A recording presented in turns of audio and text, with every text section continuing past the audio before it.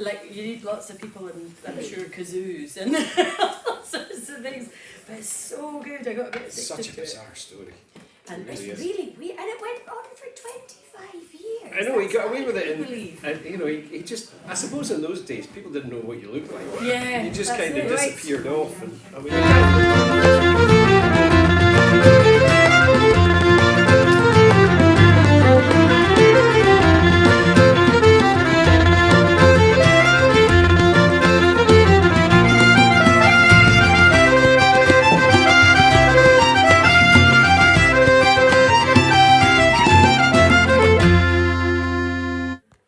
Good evening, folks, wherever you are. Welcome to MacGregor's Gathering. Here we are back in Oban. And I've just remembered what has happened here. Mrs. MacGregor took out a cable to charge her phone and has forgotten to put it back in. So the sound of the frantic running. Hey, well done.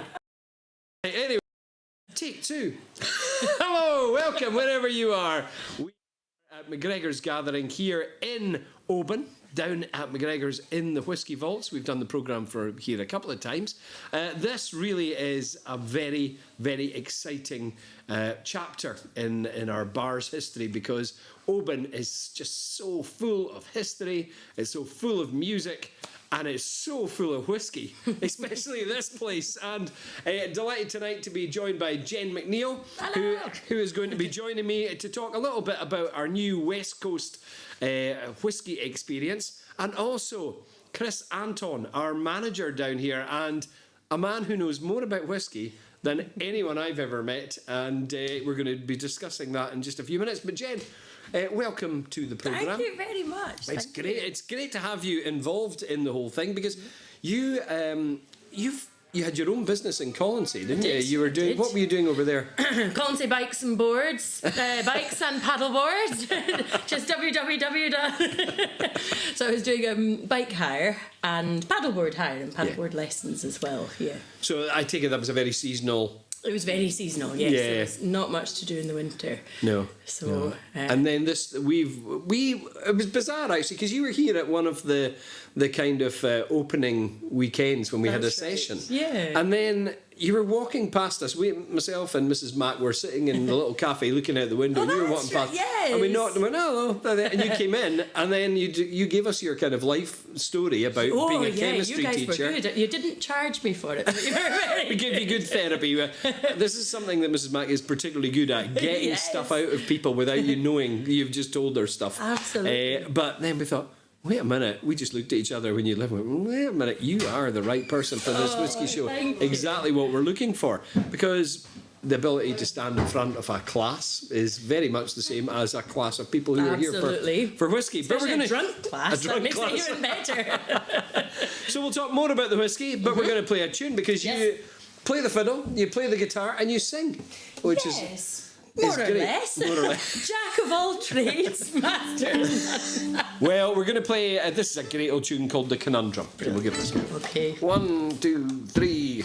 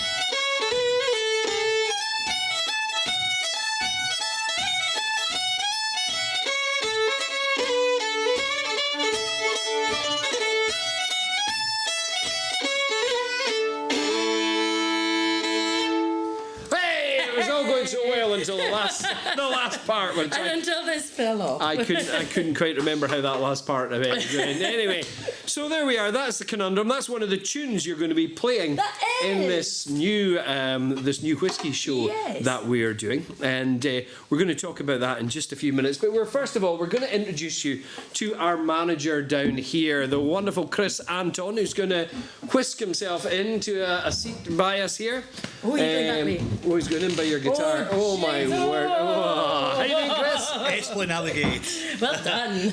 So you've been here. You've been working at the Whisky Vaults before we were anything to do with it, and kind of set it up with the idea of it being a Whisky Vaults. Yeah, absolutely. I sort of came on board on a sort of consultancy, sort of part-time basis after COVID, and then eventually became full-time about 3.5 years ago.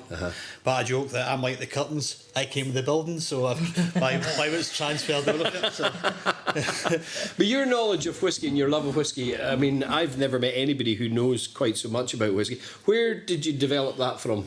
I was probably a bit late to the show, to be honest. I didn't really take an interest in whisky until I was in my probably late 20s. My palate very much changed. I used to be very much a rum drinker when I was in my early 20s, but I really got into whisky, and it's kind of lit a passion. I became very interested in it. It was started off as enjoying drinking it, then all of a sudden became really interested in distilleries, why the flavours are the way they are, the cask profiles, the history of the distilleries. It just kind of lit a bit of a trigger in me, so but I really enjoy it. It is quite incredible though, because you get people who are fanatical about it all across the world, right across the world. And why do you think that is? Because I don't know. I imagine there's probably wine clubs, but there does seem to be a next level of dare I say geekery attached to it. Definitely. I mean, I certainly class myself as a bit of an anorak when it comes to it. But, No, not you. But I mean, there's different schools of thought in whisky for sure. I mean, you get guys like myself who really just enjoy the product, really interested in history.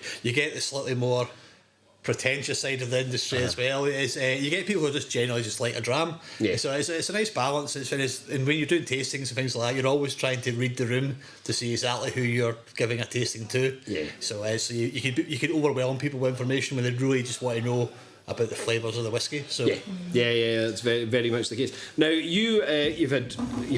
we've opened the doors here, and the season has kind of started. People are coming in now, and I better point out actually the last couple of shows we've done down here have been through in the big main bar, but it was actually very, very noisy there this afternoon, and we thought we'd come through here, and also because we actually like this bar the best. This is our favourite room.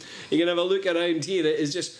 And there's Nina as well. She popped in because she heard there was a programme on and then couldn't find us, but we were hiding through the back here. So this room is just magical. It really is absolutely beautiful. It's everything you'd want from a whisky snug, I think, isn't it? So this is where we're going to be doing the whisky shows. But you, as a whisky lover, you became a bit of a fanboy. I certainly did. I was going to say it's not often that I actually get quite giddy when somebody walks in the door, but we're greeted. Not this one. Well, we're greeted by a personal hero of mine. When I got interested in whisky, his books were invaluable to me. A man called Inga Rode from Sweden, from Malmo. The man came to Scotland in 1980, came to Inverness the first time, and did a tour of the few distilleries that actually opened to visitors, and it lit a passion in him. And in 2004, I believe, he just sold his business in Sweden, and he was looking for information on distilleries, and he found that most of the books that were there were quite outdated, and most of the information online was unreliable. Right. So he put his self to work, and he came up with the Malt Whisky Yearbook, which is now celebrating over 2 decades of publication. It's a fantastic book. If anyone who's involved in the whisky industry has certainly read it at some stage, people who are interested in whisky, I fully recommend them buying it. The first part of the book is articles from Ingvar about new stories coming from the whisky industry, and the second part is an index of active distilleries, about the production, about their history, all very concise and not overwhelming, but with a great timeline on every distillery. It's an absolute must for the whisky industry, for people who are going into it. Right. I think for guides, for people working in whiskey bars, I would say it's absolutely compulsory reading. Are you on commission? No, I'm not. As I say, fanboy. But so it was a delight. Did he get a shock when he walked in and you went, ah? It was. I think that was probably a bit much, but no, I was. I think he was just delighted that I recognised him, and I just basically said thank you for your work, and I explained to him that every member of staff that starts here, I always give them his book as a bit of homework to do.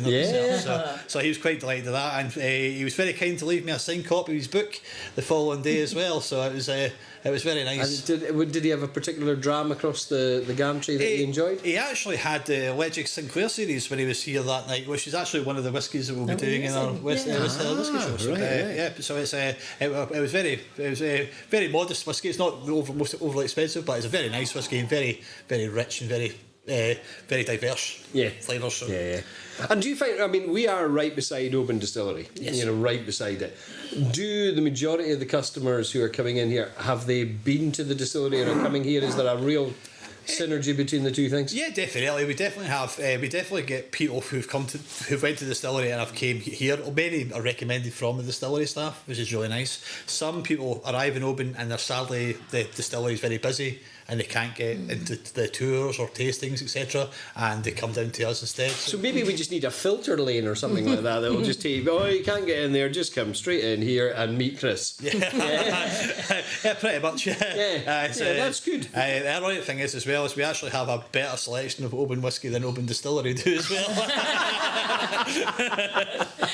Oh, that's great. Well, we're going to try out one of these whiskies in just a few minutes, but we have started the live music here.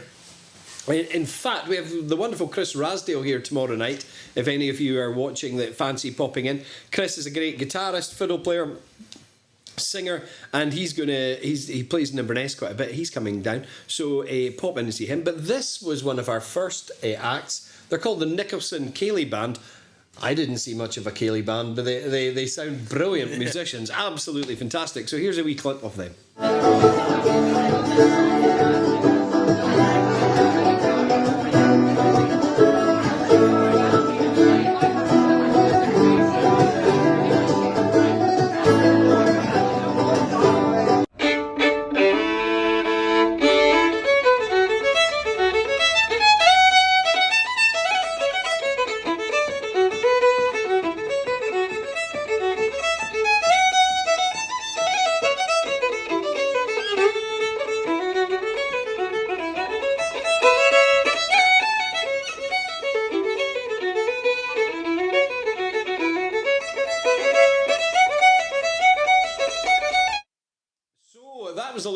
We put together the morning after the Coast to Coast for Doddy cycle. Mrs. Mac press ganged a load of people into the small bar at 11 o'clock for a photo shoot and filming. People who couldn't look at a whiskey because they were slightly hungover from the night before. People who were so exhausted they wanted to cry, and then they did into their glass. It was a great, and Maggie, who does our social media, did a great job putting that all together. And that leads us nicely, because the whole thing is this is our West Coast whiskey experience. Over to you, Jen. This is your dry run tonight, if you can have a dry run of a whiskey. I don't know if that's the right word, but certainly this is we've invited some local guest house owners and friends and family along to have a look to see what the show's about, isn't it? Yep. So what are you going to do for us tonight? So, as in for this on. Over right now. For right now. You don't have to give away the whole story. I'm going to sing a wee song that I think is particularly lovely, and it was funny, we were talking about Ian Sinclair from Caithness earlier. And this is another Ian Sinclair song, but it's written from the point of view of a woman. It's a very popular song, The King's Shilling, you maybe know it. And the story, because in the show there's a lot of talk about men going off to fight, and a lot of the icons that we look at are men, because that's the way it was. But what's always in my mind is that for a lot of these men there was a lady back home, and maybe even kids as well, a whole family. And what I really like about this song is that it's talking from the woman's point of view of her husband going away to fight. And he took the King's Shilling, which the King's Shilling was a coin that was given as an incentive to men to then fight in the war, and it was a sort of a promise of money when they came home, but of course few of them actually came home. So it's maybe a more recent song than some of the other ones, but it's a beautiful song all the same. It's very sad, Chris, I'm sorry about that. I hope you're not having a bad day.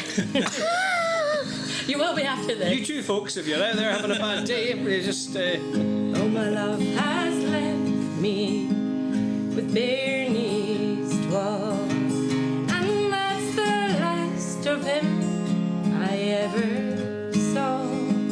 He's joined the army and he's marched a war. He's ta'en the shilling, he's ta'en the shilling, and he's off to war. You can join in if you don't. Come, laddies, come, hear the cannons roll, take the king's shilling, and we're off to war.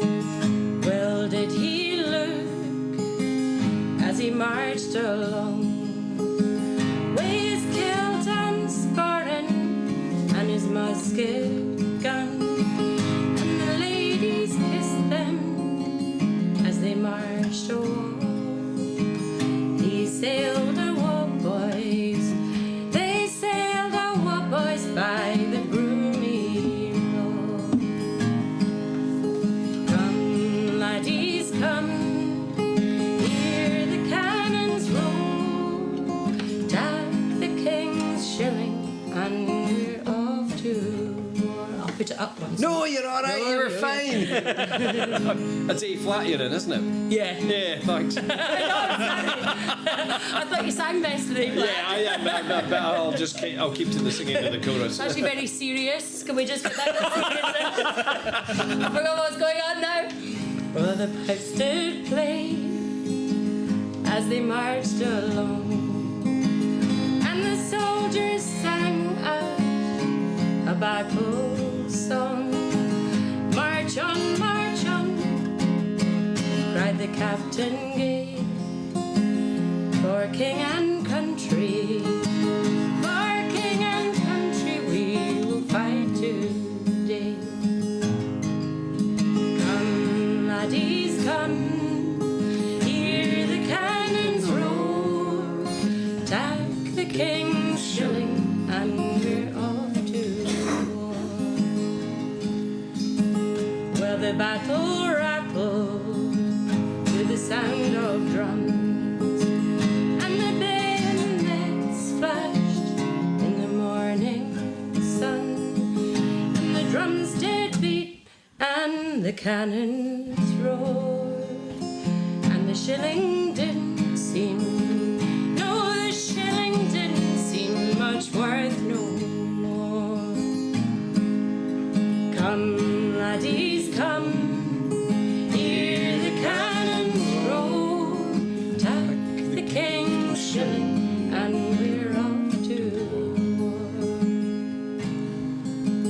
Well, the men did fight, and the men did fall, cut down by bayonet and musket gun, and many of these brave young men would never fight for, no, they'd never fight for the king again.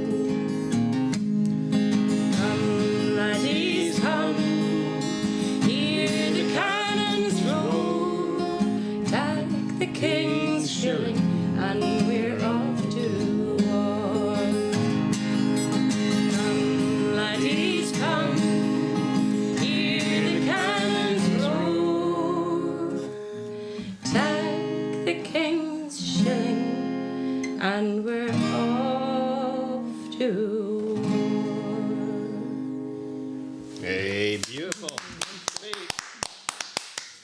Superb. And that is Jen MacNeill, in case you've just tuned in.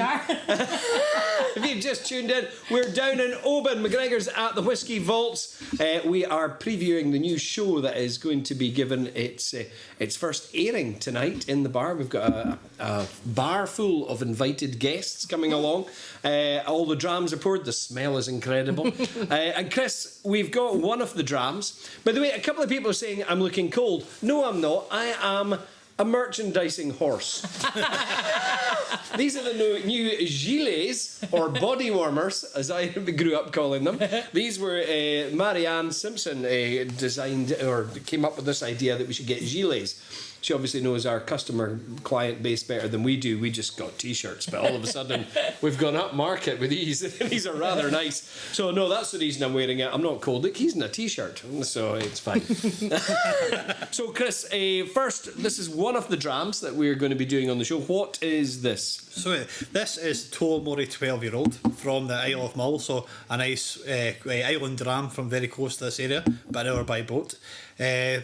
Distillery with a bit of heritage. It was founded in 1798, so it's been around for a bit. There was some silent period for quite some time through the 1900s, but it's back opening and it's producing great stuff. Quite light, quite floral and quite sweet. Bottled at 46.3% ABV, so not overly light for a whisky, but no chill filtration required at 46 generally. So it's a really nice natural dram, just a nice expression of the spirit, not overwhelmed by the cask. So. Mm-hmm. Do we have to make that noise? I feel like one of those cook programs, isn't it? Yes. Do you like whiskey? Because I mean, you don't have to. Because you just, the whole thing about hosting this program is you're just introducing them. Well, exactly. I'm quite relieved about that. Yeah. I've always said to people when I'm doing them, I'm not a whiskey expert. I'm a whiskey lover. Yes. I like whiskey. I really like the experiment and the adventure that you go on when you're tasting it. Yeah, I'm really enjoying all the Chris and I have spent quite some time together talking about whiskey because I can't understand a word he's saying. So he has to say everything 3 times for me. But when I eventually understand it, I go, oh, brilliant. Forgive my colloquial accent.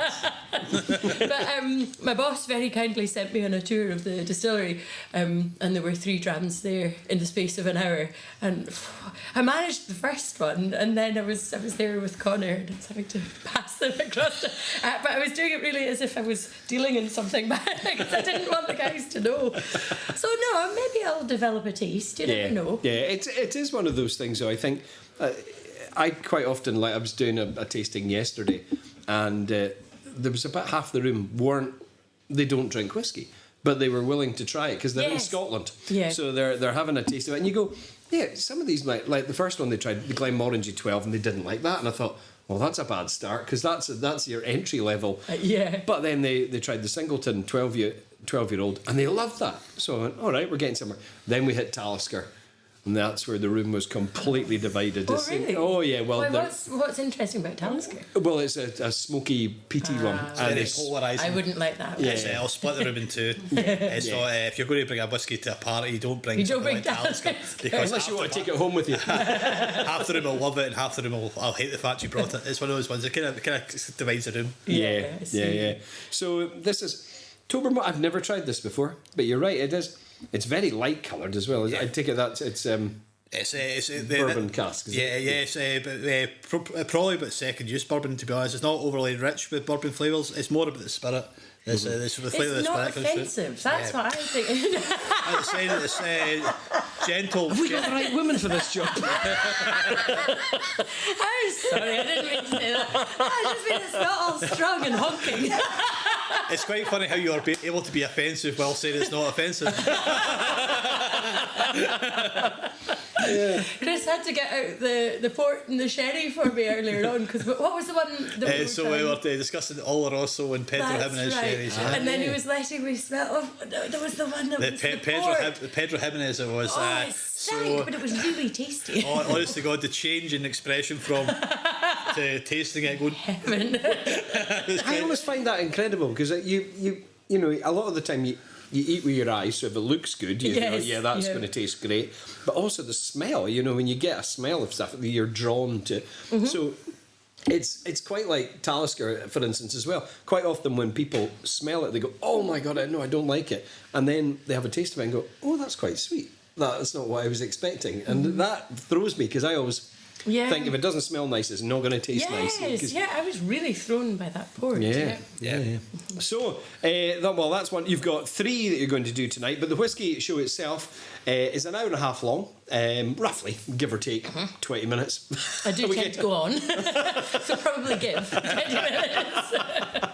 And it's starting on Monday, so we're taking bookings, and all the details will be up on the website and on the Facebook site, and there's lots of things going out there. But we're really looking forward. I think it's going to be I think you'll enjoy it once you get, I think so. you get into it. I'm really excited. You're very... Especially now I've had a whiskey. So you're going to give us another song just now? Well, we were going to maybe go with The Politician. The Politician? Yeah. Yes, please well, do. This is a bit of a dodgy one, but will I just go for a bit of it? Just go for a bit of it, yeah. Okay, so should I say what it's about? Okay, for people that are watching that aren't familiar with it, then I'll just give you a very quick story, so it'll only be half an hour. The Politician was a boat that was carrying, like a cargo ship that was carrying, I think it was 22,000 cases of whisky during the war. And it came aground off Barra. And of course, whisky at this point was very, very hard to get a hold of, and even if you did get a hold of it, it was very, very expensive. So the boat turned up on the rocks, and then just all the folk from Barra and Eriskay were all pillaging it, and they were all going and they were helping themselves to all this whisky. And of course, they were having to hide it because people got wise to what was going on, but they didn't man the boat at night time, so they were all going on at night time stealing all these cases and bottles, and men, women, children, and then they would get them back to Barra, and they had to hide them, and they were hiding them in all sorts of places. They were burying them in the midden, which is a pile of poo if you don't know. They were hiding them in the kitchens, they were putting them up in the loft. They were having a great time, and there was a lot of stealing going on between families as well, or between neighbours. Some people didn't bother going out in the boat. They would just watch and see where their neighbours went and where they buried it. They couldn't catch it. Anyway, so it's a great story and has been made into the film Whisky Galore, and I think there's been a remake of it as well. So it's great. And that's the interesting thing. A guy, I think it was 1991, he bought a house in Barra. He was doing a wee bit of gardening and he found bottles of whisky in his garden. But then I looked into it and he didn't get that much for them. He tried to sell them and they didn't get that much, you would think. I think at one stage, especially when the movie was so huge, the price for anything that came off the SS Politician went through the roof. It was crazy. I remember seeing a blend that was used 5% of the reclaimed whisky from the Politician in a nice big decanter. It was sold for like £1,200 a bottle. Really? It was only about 5% of the spirit was from the SS Politician. It wasn't even particularly good standard whisky. It was just the story behind it that made it so valuable. That's what whisky's about, really, a lot of the time, isn't it? The stories behind it. Do you think they've got metal in the bottles and we could go metal detecting? Then you get a staff night out. Anyway, there was a brilliant man. I think I've got his name written down here because I feel like we need to honour him by saying his name. It was Alistair somebody, I think. And he wrote a poem, and he said in his spiel about it, artists are allowed artistic licence, so why not poets? I think I've maybe not got it here. And I have hopefully, Bruce, memorised the poem. It's quite a feat. It's pretty long. I really want to... here we go. It's coming up. Late chick. William Wallace. No, I don't know. Here we go.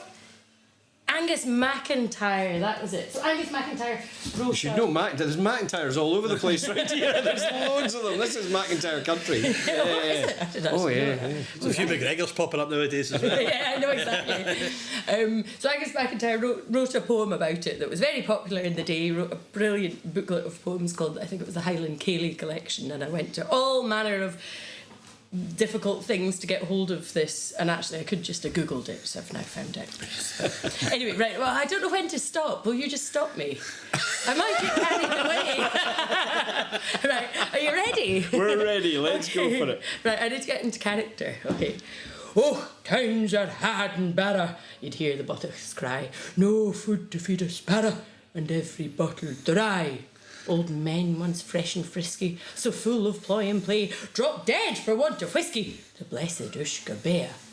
Now the dusty dry Sahara is a barren land, but the drought that year in Barra was more than man could stand. Days were hard and cruel, and times were long and sad, when the strongest drink was gruel, and the war was going bad. A clever man, old Hector, and wise the words he said, without the barley's nectar, a man is better dead. Hang on. But strange the ways of heaven, when men in darkness grope. Each sorrow has its leaven, each tragedy its hope. The great ship Politician, her hold stocked high with grog, steamed proudly past the island and foundered in the fog. A case was rent asunder, 12 bottles came to grief, when the Barra surf like thunder came pounding on the reef. And then the scent of nectar came on the wild wind's breath. I smell it, screamed old Hector, it's whisky sure as death. That's all. You'll have to pay £50 to come to the show.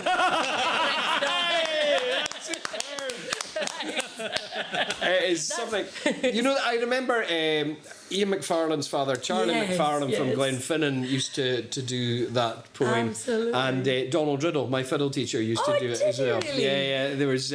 It was just part of that generation. And they wouldn't have to do the old man accents. They have the old man, but it's Ian's and Charlie used to just do it beautifully. But you're great. That's great. I think that Charlie used to. I think he used to do a line in English and then a line in Gaelic, but I might be making that up. We'll need to check. We're not too sure. Anyway, it's going to be a shorter show than usual tonight because we have got guests coming at 6 o'clock and we've got to get the place set up and ready for them.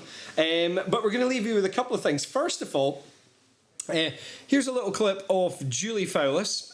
This was her. She made a video actually of the trip that we did. Julie, Duncan, there was Ewan from Breibach as well.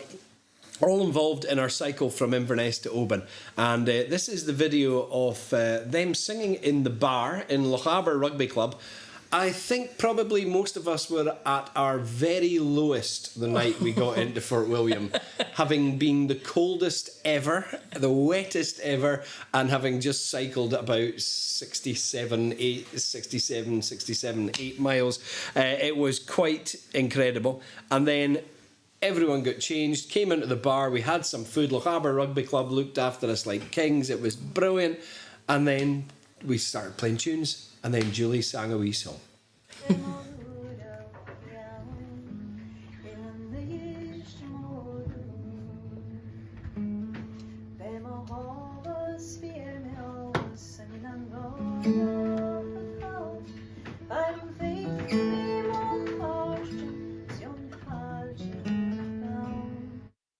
And of course, Julie took it a little bit further because she then made this lovely little video of her experiences on the whole thing. It was just, this is great.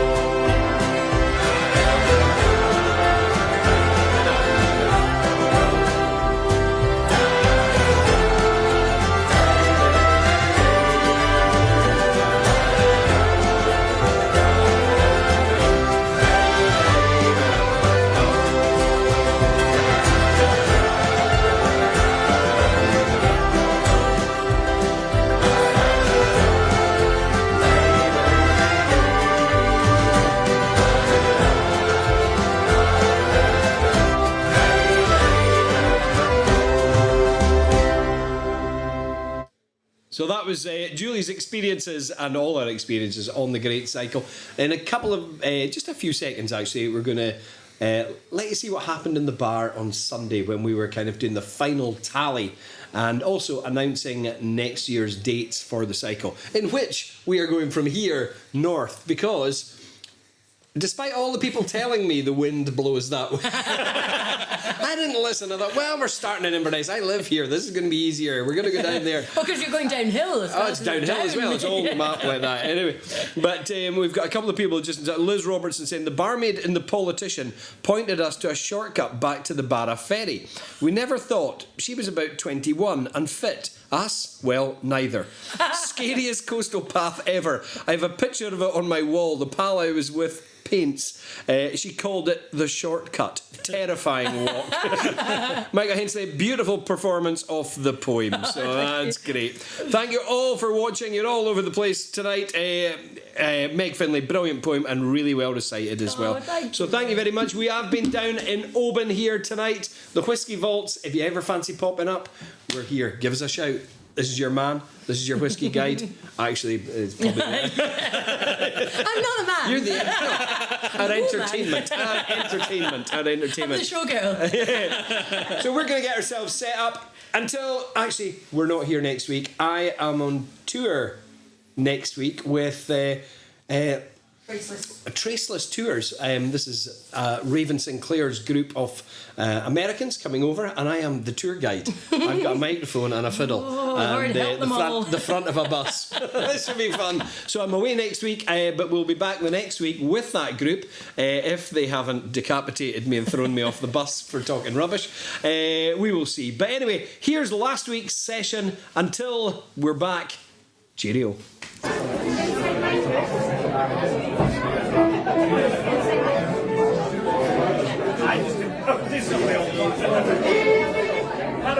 Reconciliation. You can't get one. Bannerburn Mill reconciliation twice each. About this week. 1, 2, 3, 4.